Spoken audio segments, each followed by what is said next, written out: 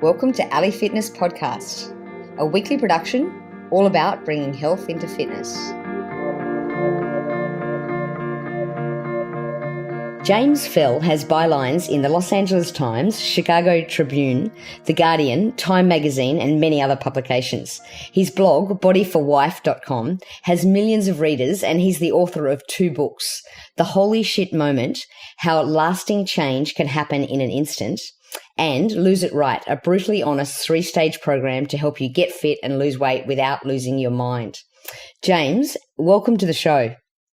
Thank you so much for having me on, Ali. Look, it's a pleasure, and I'm really glad you came on because your book's just come out, and I really feel that our listeners are going to resonate with this book, and I really want to delve deep into it. But before I do, I just want to ask you, how did you find yourself fit and healthy? I'm presuming that you just woke up and it was just really easy. You just were fit and you were healthy.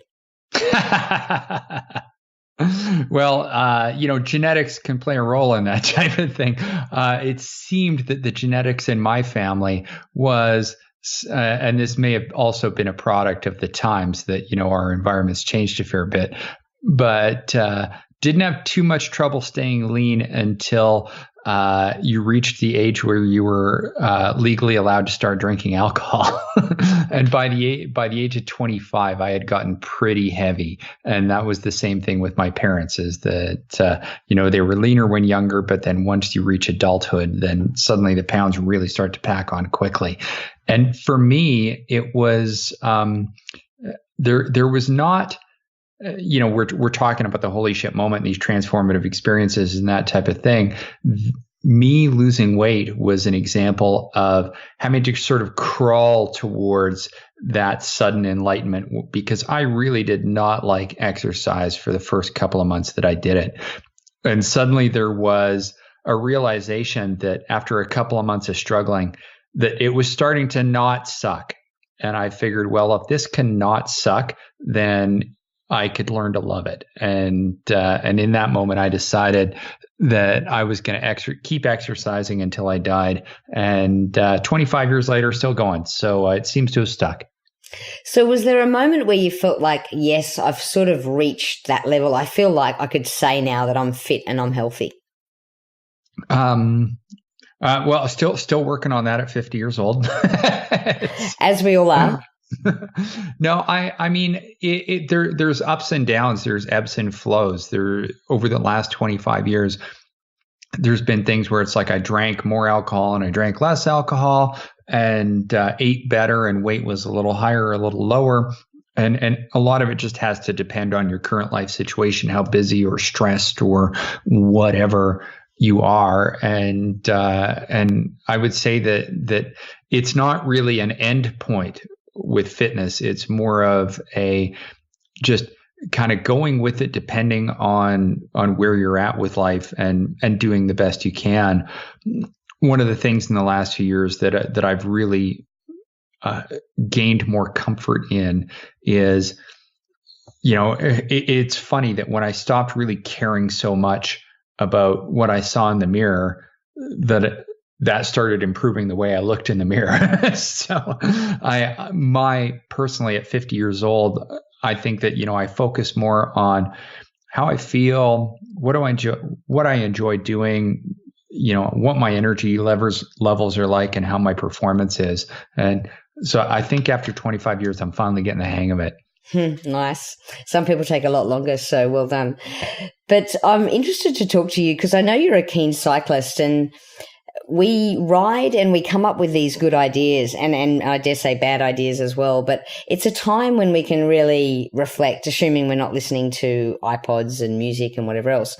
And I feel like it's just a great time where ideas come to us. What happened to you on your bike ride in the summer of 2015?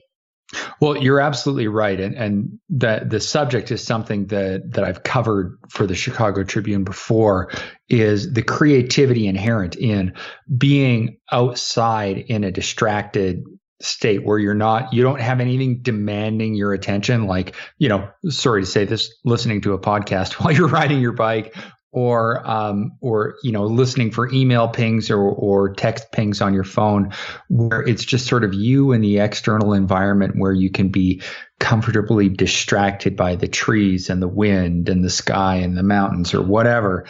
And that's where I do some of my best writing happens in my head while I'm out for a ride and for the greatest idea generation. But the idea for this book came when it was one of those beautiful blue sky days and the Rocky Mountains were off in the distance, and I was just having just a great day on my bike. And I went along the path and I came past a man who was running towards me, and he was wearing a Boston Marathon shirt. And I saw that shirt and something just sort of popped into my head. And during this time, I'd been thinking, what is the next idea for my book going to be? And I'd been using these bike rides to brainstorm and try and figure out what it was going to be. So I saw his shirt and I just sort of thought, I did that race. I ran the Boston Marathon. And then that started, your brain has a tendency to just go off on tangents in any old weird direction when you let it. And this was one of those times when that happened and I let it go. And I went way back to like junior high school, running in gym class and always being way at the back and just being a terrible runner. And it popped into my head. It's like, wow, I used to suck at running, but now I'm a good runner. I mean, I qualified for the Boston Marathon. That's pretty decent. And then more cascade effects of memory and sort of internal understanding of my life. And I realized that, I went through this shift of being a terrible runner to being a good runner. And I recalled that there was this transformative experience that I had in my 20s that changed everything. It wasn't just the way that I ran, becoming a runner. There was so many things that shifted in my life, and it happened because of a single life-changing epiphany. And when I realized that, I thought, wow, like that's really cool. Not too many people have ever really discussed this in an academic yet popular book. And then I realized I got to write that book. And here we are. Wow. And can you share with us that epiphany? So the epiphany was, which I write about in detail in the book, this happened in my 20s when I was in school. I was flunking out. I was in debt. I was overweight. I was generally miserable. And life was feeling pretty shitty. And I was worried that I was going to end up losing my girlfriend because she was a straight A student and she wasn't going to stick with a guy that flunked out of school and all that kind of stuff. And then I read something in my my university newspaper. There was just a quote from the famous folk singer Joan Baez. And so this person quoted Joan Baez, and it read, "Action is the antidote to despair." And which may inspire some people and it may not. But I was at a certain point in my life where I read that quote at precisely the right time. I read it when I absolutely needed to read it. And I was receptive and open to a transformative experience because I read it. And it made me realize that a lot of the problems that I had in my life were strictly of my own doing, that this was because I'd been a lazy person. I was not a person that really put effort into anything.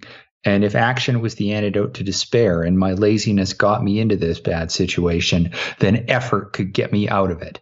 And suddenly there was an overwhelming wash of powerful emotional sensation where I felt wonderful because I suddenly saw the light at the end of the tunnel. I knew that from that moment on, I was inspired to work hard and change my situation. And instead of going to the pub, I went to the registrar's office to begin the process of begging my way out of my failing report card. And I ended up getting a couple of master's degrees. So it seems to have worked. Awesome. That's interesting. And in your book, you refer to one of my favorite books, Daniel Kahneman's Thinking Fast and Slow. And I love the two-system decision-making approach. And I'd love for you to tell us a bit more about that and how, I guess, we can help. We can understand that and live our best lives because of those two systems. Yeah, I'm certainly not reinventing a lot of things. I'm more of an aggregator or a conduit for smart people. So I'm not inventing this stuff.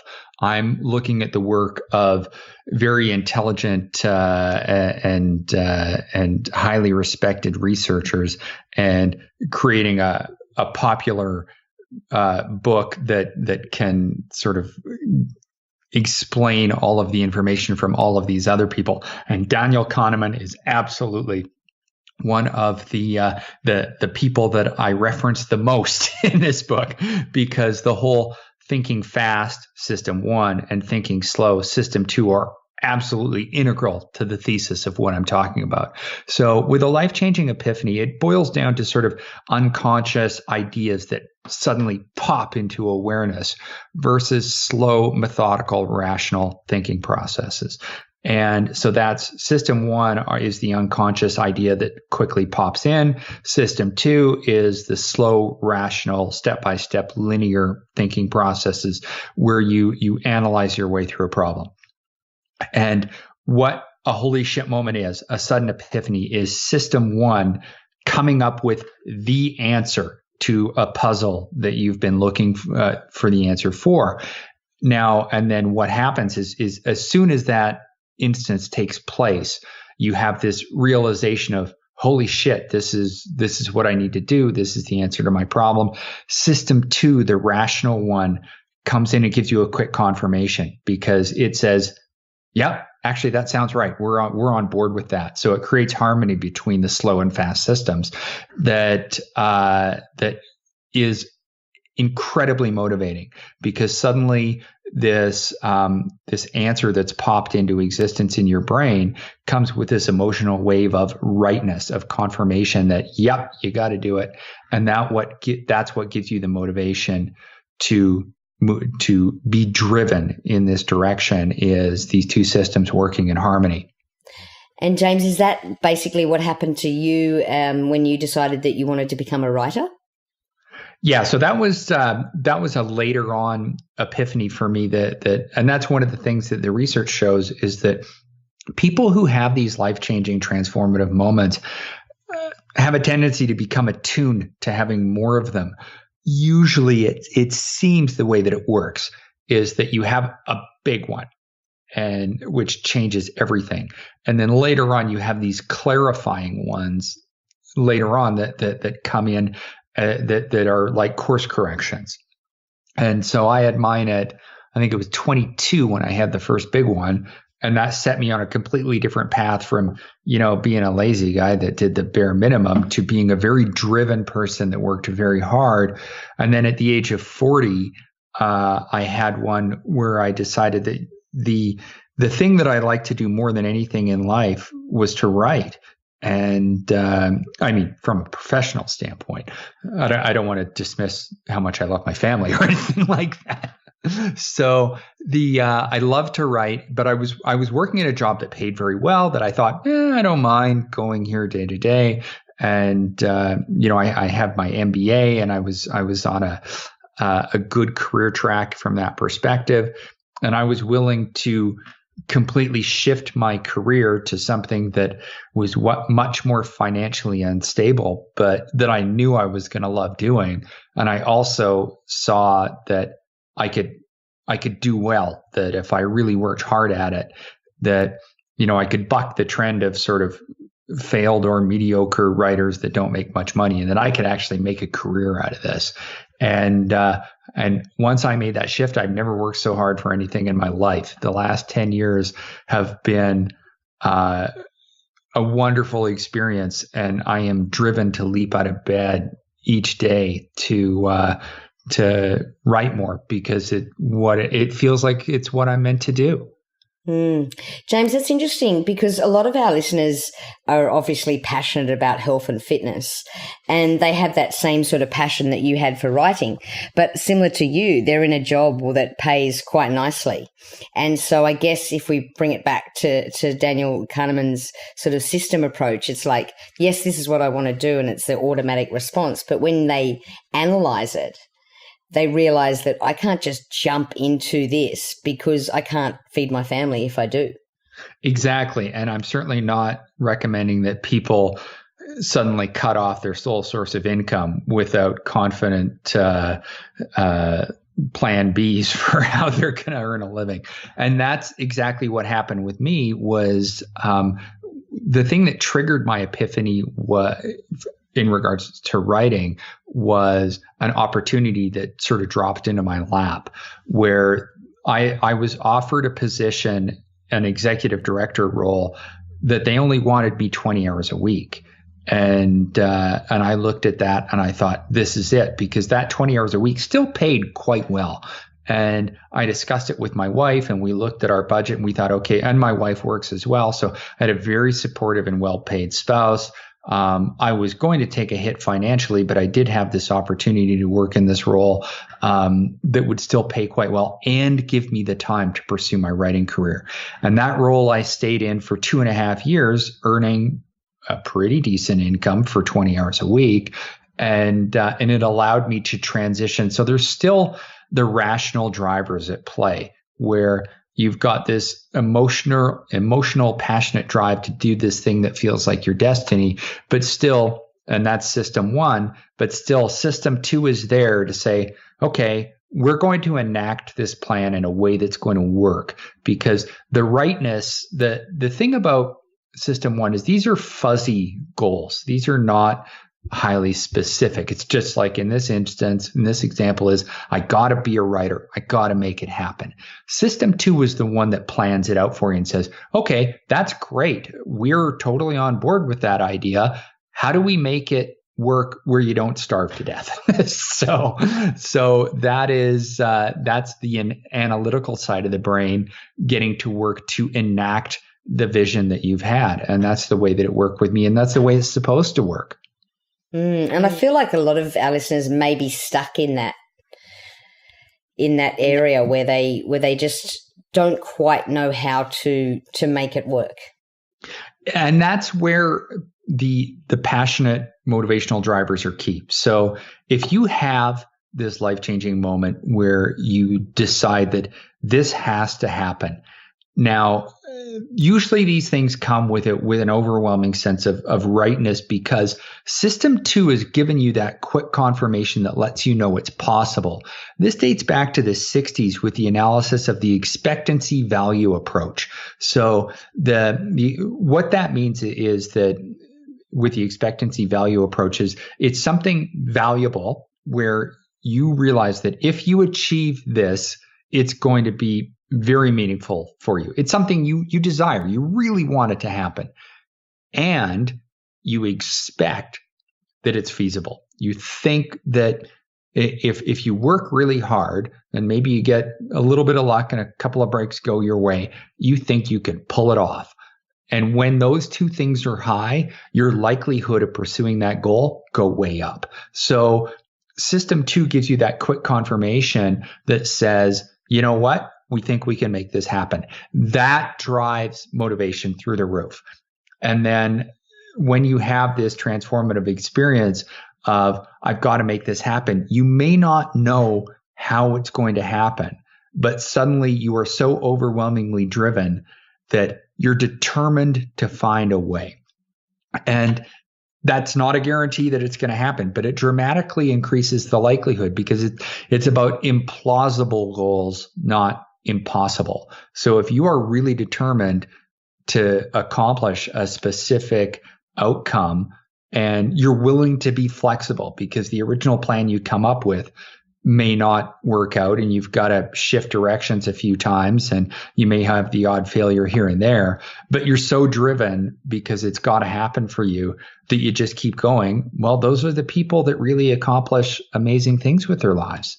And I'd be interested to know what your thoughts are on how many of these people are there, because in your book, you refer to the words of the 20th century author and radio personality, Earl Nightingale, and you say, most people tiptoe their way through life, hoping they make it safely to death. And I could really resonate with that. And I wondered, what percentage of people are actually living like that, do you think? And do you think it's because they haven't found their passion?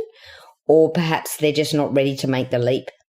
I think it's a combination of the two things. And there's a quote in the book, a Gallup poll from last year, and I believe it was only 25% of people polled who said that they feel really engaged and happy with their work. Now, that's a career side of things. But if we're just looking at what people do with their careers, 25% is a pretty pathetic number. And I remember, when I decided to become a writer, prior to that, it was like, yeah, this job pays well. I don't hate it, but I certainly don't love it. And I probably would have been part of the other 75% that was like, meh, whatever. And I didn't really become passionate about what I was doing in life until I shifted careers at the age of 40. So it's one of those things where you have to certainly be willing to take risks. And it doesn't even mean that you need to shift, quit your job and do a different job. Maybe you need to do it differently. Maybe you need to change your perspective on it. Or maybe it has nothing to do with work whatsoever. It's just about, that's going to be how I earn my money. But I'm going to find a very rewarding life in something that has nothing to do with work. It could be, I don't know. There's this woman that lives down the street that I see her out all the time working on her garden with a big smile on her face. And I got to tell you, she has an amazing looking garden. So it could be that. It could be some other physical activity. It could be family. It could be painting. It could be writing. It could be anything. It doesn't have to fit in, work or body or any other sort of popular condition that we place upon this. And I think too, in all areas of your life, I still think, even if we just look at fitness and health, I feel like there's a lot of people just tiptoeing their way through life, tiptoeing their way through a workout, just waiting for death or waiting for, do you get that sense that some people are just perhaps not following their passion? I think that yes, and I think I understand part of the reason why that happens is because they are too focused on vanity because of societal constructs that I'm sure you know as well as I do that one of the most popular drivers for physical activity and for dietary changes is changing the way we look. There is so much societal pressure in terms of magazine covers and internet ads and all that kind of crap that makes people, it fills them with self-loathing in terms of their bodies and what they see in the mirror. And it's really not a Zen type of feeling to constantly be criticizing the way that you look. And when you have that negative self-loathing filled mindset, you can view exercise as a punishment to be endured. And when you go through a shift of thinking that, you know what, I'm not going to do this type of exercise because it's the greatest calorie burner or muscle builder or whatever, I'm going to choose something that absolutely feels right for me and sort of fills my soul or makes me feel wonderful, and do something because you truly enjoy doing it. That's when you tap into your more adventurous spirit and are willing to, perhaps become competitive in that. There's an example from the introduction, Leslie, who hated all types of exercise, that took up fencing. And 10 years later won a silver medal at the North American Masters. And my wife is another example where, I got in shape before she did, and she wasn't really interested in any of the things I was trying to get her into until one day she discovered karate, and that became her thing. And a couple of months ago, she got her 3rd degree black belt. I love that. And it's true. It's almost like people just aren't following their passion for whatever belief system that they have. It's like, no, exercise must suck, so I must keep running on the treadmill or whatever it is. Yeah, or it's got to be the same thing that everybody else is doing. I've got to go lift weights, or I got to run on the treadmill or do the stair climber. It's like, why? I mean, you could do something that very few people are doing, but you think it's cool. It can be like the example of fencing. Not many people do that, but if you work hard at it, you can get in really good shape being a fencer. I like that. And on the subject of finding your passion, how does one go about this? Because I know it came easily to you in terms of like you just knew that you wanted to write. And the same probably with the fitness side of things. But I feel like there's a lot of people out there who are sort of keeping themselves too busy. So almost so that they can't even confront what they actually really want. Their excuse is, I don't really, if I knew what I was passionate about, I'd do it. Like in terms of career, I'd follow that career path. But, I just don't know what it is that I'm passionate about. And I wonder, what are your thoughts on that? And do you think it's almost like they're keeping themselves too busy? They're going on a ride, but they're not thinking. They're just listening to the latest podcast. And that's a critical part of the book that I'm really glad you asked that question. So we talked about Daniel Kahneman's work, which explains the way the brain works. Another book, if you haven't read it, that I reference a number of times in mine, is by psychology professors John Kunios and Mark Beeman, called The Eureka Factor.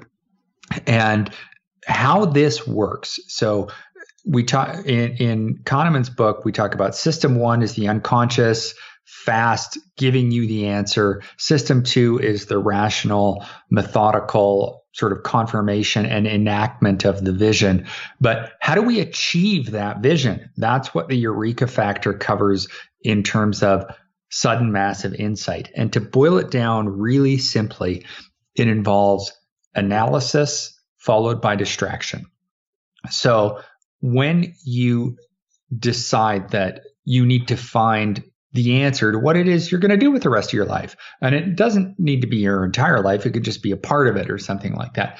If you feel that there is discontent in your life, that you're not as happy as you could be or accomplishing as much as you feel like you're capable of, if there is unrealized potential, but you don't know what to do with that potential, then the way that you figure it out, you start with the analysis, which is you got to start asking yourself tough questions. I mean, we don't often ask ourselves these questions. What am I going to do with the rest of my life? So start doing that. Start thinking about it.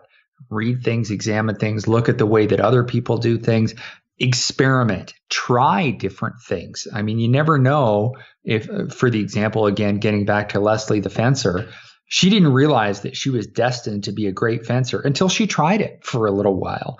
And I didn't discover that I loved exercise until I tried it for a while. So you got to experiment and try different things. And so this is the analysis phase. Analysis, just so you know, is not the time when you have your lightning strike. That's not when the life-changing epiphany takes place. That's the buildup. That's the thing that's cramming your brain full of all sorts of bits of data that then later, when you get into a distracted state of letting these various bits of information meander and collide and coalesce in your brain in a profound way, is when you're not actively working on solving the problem. That's when the problem gets solved. And a great way to do that is, again, outside is usually when these things happen, or in a very distracted state when you're not on your phone, you're not listening to a podcast or you don't have it, or an audiobook or whatever, where your attention is not being demanded of something else. When you're outside, it creates something called soft fascination, where instead of your attention being demanded, it's seduced. You're in a very comforting environment of trees and wind and grass and all that kind of stuff that allows the answer to just suddenly pop into awareness. And it doesn't mean it's going to happen the first time you go for a walk, but if you start walking every day, then eventually that's when it's going to take place. Interesting. And you also talk about addressing the root cause as opposed to sort of focusing on external behaviors, like, for example, quitting an addiction or eating right or eating better. Can you give us an example of say eating better? Well, it's one of those things where you you need to look at your core identity and why you're doing something. It's not just because this food tastes good, or, people are trying to say that sugar is addictive when, sorry for anybody who disagrees, but it's really not. There are internal drivers where people have a tendency to seek comfort from food because of potentially some type of past trauma. So that's one of the things that life-changing moments can do, because there's such an emotional experience where you just decide, as an example, you're done with feeling shitty about that. And you're going to go in a new direction, or you're going to come to terms with something. And therefore, the desire to obliterate your emotions with sugar or with alcohol or with drugs just doesn't exist anymore. So this is not about some miracle diet that allows you to lose weight. It's about coming to terms with whatever it is that's happened in your past life that causes you to overeat, and shifting into a different mode of personality where that is no longer your primary driver, and you have different drivers in your life. And you say, you know what? I don't need to drink this entire bottle of booze, or do these drugs, or eat all of this food in order to mask these negative emotions that I have, because the negative emotions aren't there anymore.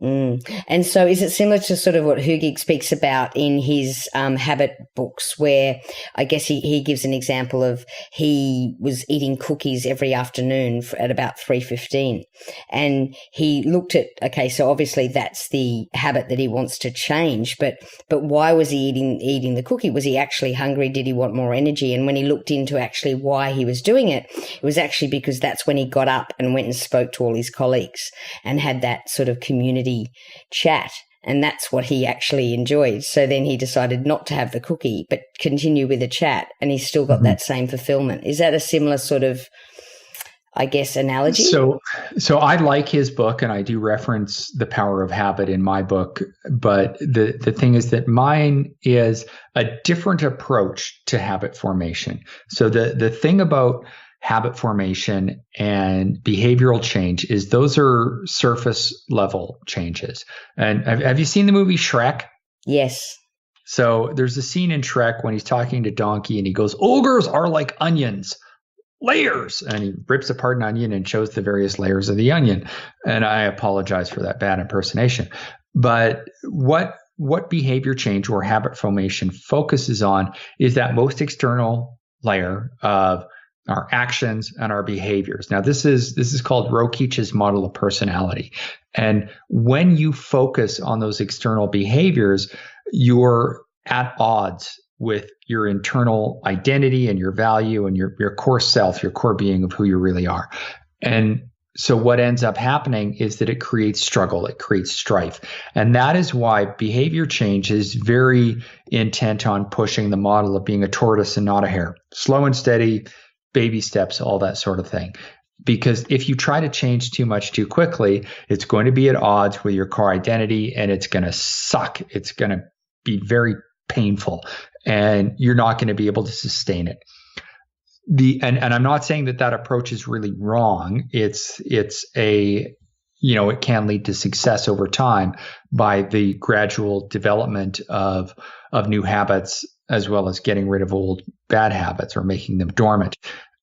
But the approach in my book is more about forgetting about the external layer and rather focusing on the internal core self and identity of what your deepest emotional drivers are. And that is not something that, when that changes, it's not something that happens slowly.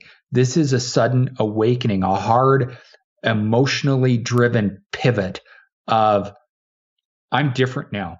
I have gone through this transformative experience, and who I am at my core has changed in some fundamental way.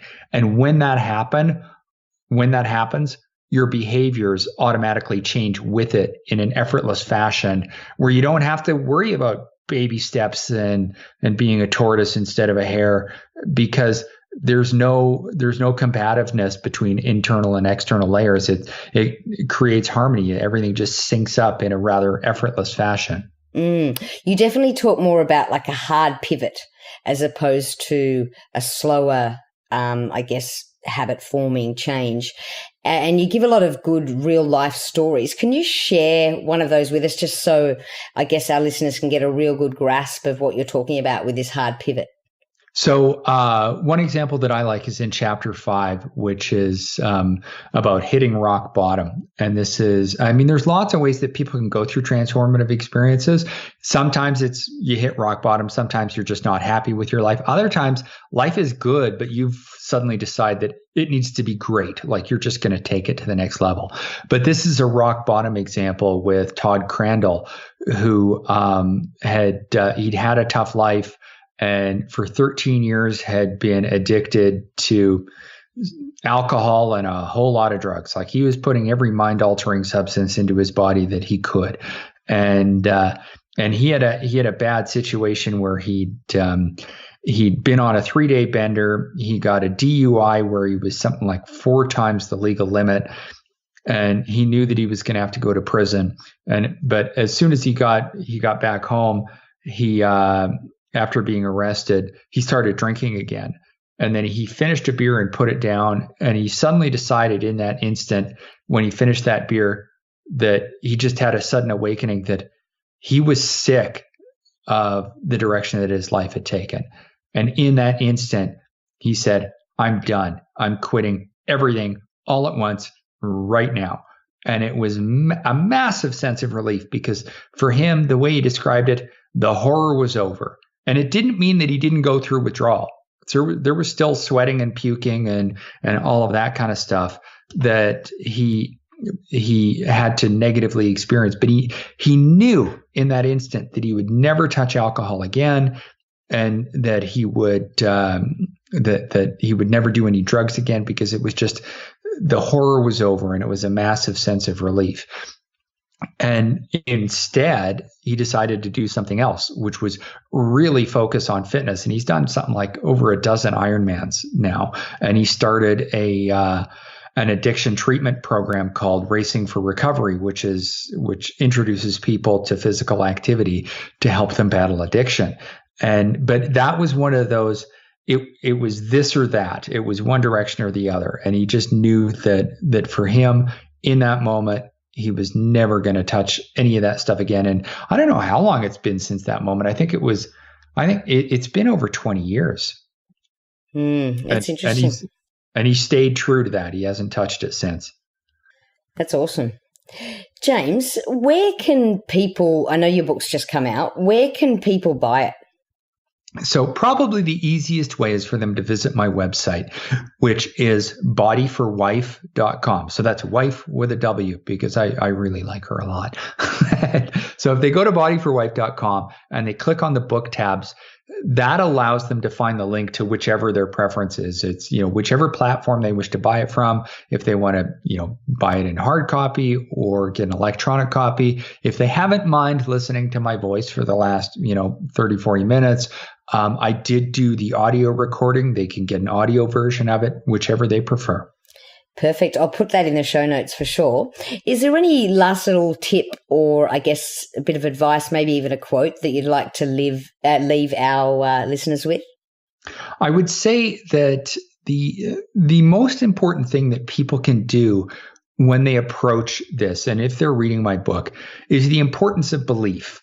And we talked about how I am scientifically minded in the way that I approach these things. And that didn't change with this. There are no guarantees that if you read this book that you're going to have such a life-changing, transformative experience.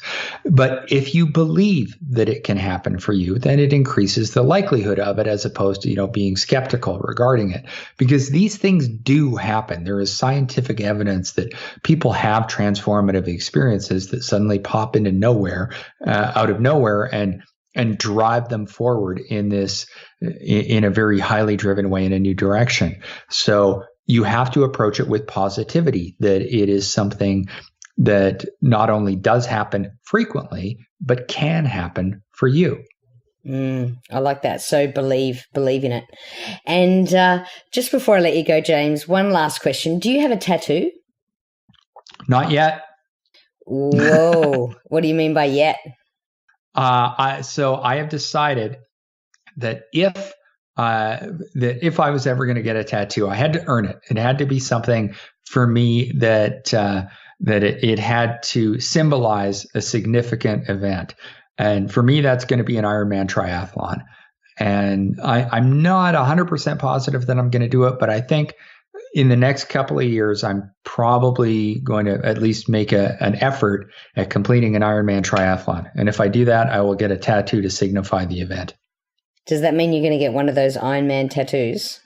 Oh, yeah, for sure. Yeah, it's not going to be just any tattoo. It's going to be something that shows that, yeah, I did an Ironman. Make sure you put it under your arm so no one can see it.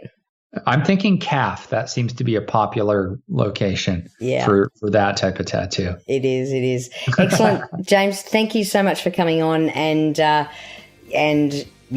your advice. And I'm sure our audience look forward to reading the book. I know I enjoyed it thoroughly. Oh, well, thank you so much, Ali. I really appreciate it.